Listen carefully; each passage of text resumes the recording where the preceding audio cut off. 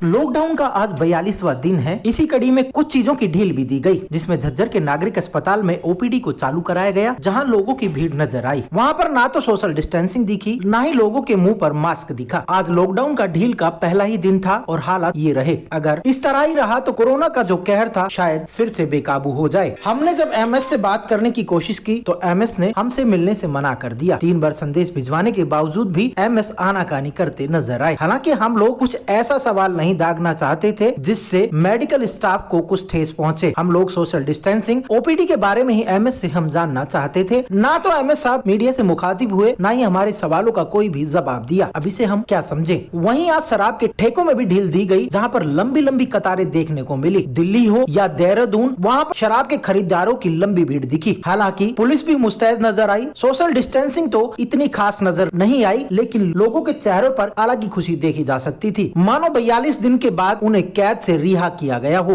उसको ही अब ऑब्जर्व करके पूरे हरियाणा में स्थित कर तो लगता है कि कहीं ना कहीं कोरोना था नहीं, कोरोना को खोज निकाला है। इसके बारे में देखिए, हम दिल्ली के बहुत नज़दीक हैं और बहादुरगढ़ को जैसे आप जानते हैं कि बहुत सी कॉलोनीज तो ऐसी हैं जो आधी दिल्ली में है और आधी बहादुरगढ़ में है, और 23 तारीख तक के कोई भी कोरोना का केस हमारे पास नहीं था।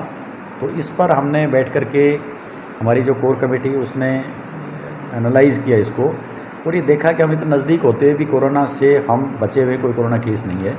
तो हमने एक ट्रायल के तौर पे रैंडम सैम्पलिंग करके देखी 23 तारीख को, और जिसके रिजल्ट 26 तारीख को हमारे पास आए थे, जिसकी रिपोर्ट आई थी, उसमें जो व्यक्ति मिले उससे हमें अनुमान हो गया कि कोरोना को ढूंढना पड़ेगा, कि जो आज़ादपुर मंडी का कनेक्शन हमारा जो बन रहा था वो हमारा फिट बैठा कि हाँ, आज़ादपुर मंडी से कोई व्यक्ति संक्रमित होकर के आया है।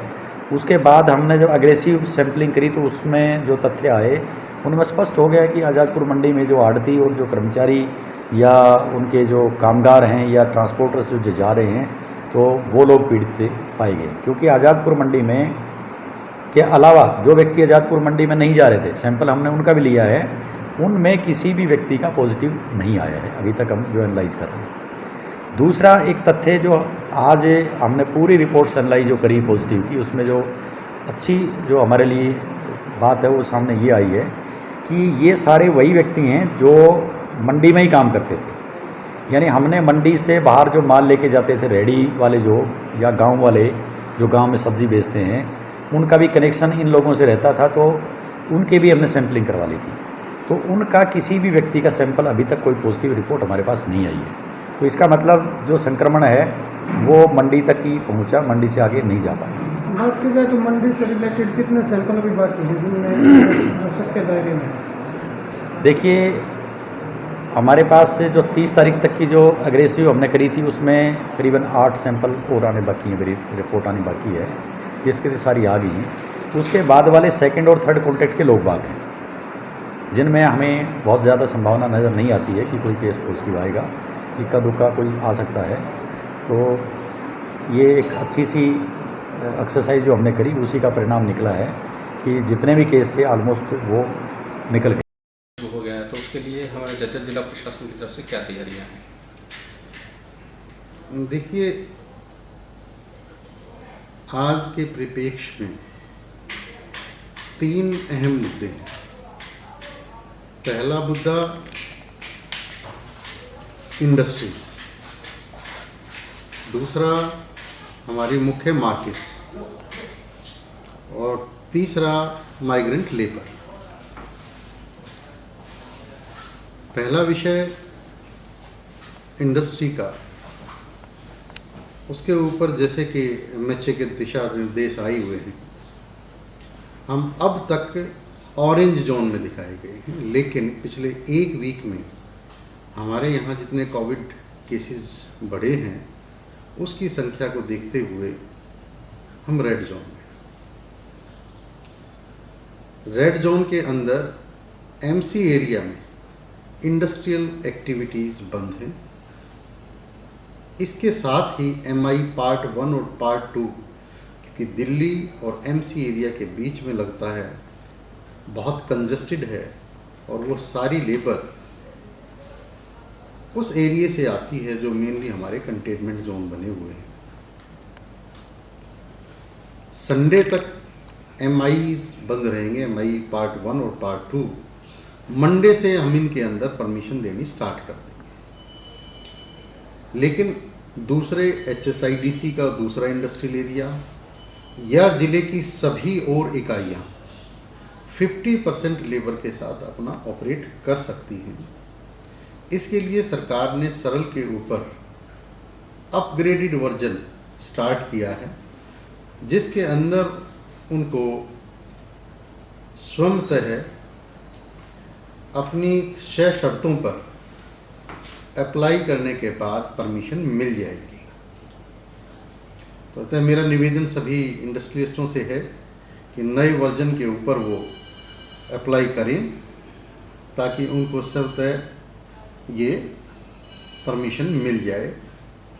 वह अपनी लेबर को भी वो ये कहें कि जल्दी ही उनकी फैक्ट्री स्टार्ट होने जा रही है और वो कहीं इधर उधर ना जाए। दूसरा विषय है मार्केट्स का। मार्केट्स के 2 पहलू, बहादुरगढ़ और बहादुरगढ़ MC के अलावा सारे जिले की मार्केट्स। झज्जर की सभी मार्केट्स को कल से हमने खोलने के निर्देश कर दिए हैं। उनके अलग अलग समय निर्धारित किए हैं, अलग अलग दिन निर्धारित किए हैं, जिनका पूर्णतः ब्यौरा आपको दे दिया जाएगा। रूरल एरिया के अंदर हर रोज सारी की सारी दुकानें खुल सकती हैं। बहादुरगढ़ MC एरिया से बाहर सारी दुकानें खुल सकती हैं, लेकिन बहादुरगढ़ MC के अंदर जो दुकानें हमने अलग अलग ऑर्डरों से अब तक खोली हैं वही खुलेंगी और अगला निर्णय इस बारे में 7 दिन बाद जैसी स्थिति बनेगी उसके अनुसार लिया जाएगा। इसके अलावा एक और पिछले 1 वीक से विषय है जो कि बहुत अहम है, जिसके बारे में मैं भी जनता को बताना चाहूँगा, झज्जरवासियों को बताना चाहूँगा, वो है मार्केट्स, सब्जी मंडियाँ। सब्जी मंडी झज्जर अब नॉर्मल तरीके से काम कर रही है, उसमें किसी तरह की कोई चिंता करने की ज़रूरत नहीं है। एक आदमी जो सब्जी मंडी के व्यापार से जुड़ा हुआ था, सबके सैंपल लेके उनके रिजल्ट्स आ चुके हैं। बहादुरगढ़ मंडी के अंदर क्योंकि कोविड पॉजिटिव्स की संख्या ज़्यादा आई है, करीबन आज तक वहाँ 28 लोग ऐसे जो बिल्कुल सब्जी मंडी में काम करते थे, चाहे वो आड़ती थे या उनसे जुड़े हुए दूसरे लोग थे, वो पॉजिटिव आए हैं। वह कुछ उनके परिवार के सदस्य और पॉजिटिव आए हैं। इसलिए उस मंडी को हम 14 दिन तक, यानी आने वाली 13 तारीख तक बंद रखेंगे। लोगों को असुविधा ना हो इसके लिए हमने एक व्यवस्था कायम की है, जिसके अंदर हम डायरेक्टली फार्मर से सब्जी परचेज करके और लोगों को घर घर तक भेज रहे हैं। ये सेल्फ हेल्प ग्रुप के माध्यम से हमने व्यवस्था की है और हर वार्ड में, जैसा कि आज आपने देखा होगा, वो प्रशासन की गाड़ियां आनी स्टार्ट हो गई हैं। आज सभी 30 वार्डों में 30 गाड़ियां गई थी और जैसी ज़रूरत होगी उसके अनुसार कल परसों हम इन गाड़ियों को बढ़ा देंगे। हर आदमी को फ्रेश और सस्ती सब्जी उसके द्वार पे ही मिलेगी। इसके कई फ़ायदे हैं। एक तरफ जहां फार्मर की सब्जी किसी न किसी रूप में यूटिलाइज ना होने के कारण ख़राब हो रही थी, उसको पूरा दाम मिलेगा। दूसरा, कंज्यूमर को अपने घर से जाने की ज़रूरत नहीं है। तीसरा, जितने भी लोग हम यहाँ भेज रहे हैं उनको पूरी तरह से टेस्ट करके भेज रहे हैं। तो मेरा सभी से निवेदन है कि घबराने की ज़रूरत नहीं है। जो ये प्रशासन की तरफ से गाड़ियाँ जाती हैं, इनसे अपनी सब्जी खरीदें और ये नियमित रूप से आपकी सेवा में आगे जब तक ज़रूरत रहेगी तब तक आती रहेगी। एक अहम और मुद्दा है आज के दिन, वो है ऐसे जो प्रवासी अपने स्टेट्स को जाना चाहते हैं, अपने घरों को जाना चाहते हैं, उनके लिए सरकार ने एक पोर्टल जारी किया है। पोर्टल के बारे में आपको बार बार बता दिया गया है। मेरा सभी से निवेदन है कि इसमें कोई भागदौड़ ना करें। आप पोर्टल के ऊपर रजिस्टर कीजिएगा, बहुत ही ज़रूरी है तो जाएं, वरना आप यहाँ सारी मार्केट्स, सारी इंडस्ट्रीज खुल जाएंगी, आप अपना काम करें। देहरादून से नीलेश, दिल्ली से गौरव, झज्जर से विजेंद्र की रिपोर्ट, हर न्यूज़ 24।